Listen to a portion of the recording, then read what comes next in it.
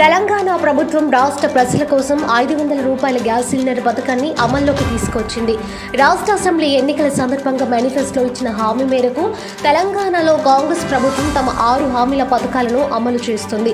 ప్రస్తుతం కాంగ్రెస్ ప్రభుత్వం హామీ ఇచ్చిన 500 సిలిండర్ పథకం అమల్లోకి వచ్చింది. ఇప్పటికే అర్హులను గుర్తించిన ప్రభుత్వం ఆయా కుటుంబాలకు 500 రూపాయలకే ఎల్పీజీ సిలిండర్ను అందిస్తుంది. ఈ క్రమంలోనే పూర్తి నగదు చెల్లించి తీసుకుంటున్న వారి అకౌంట్లో సబ్సిడీ డబ్బును ప్రభుత్వం జమ చేస్తోంది.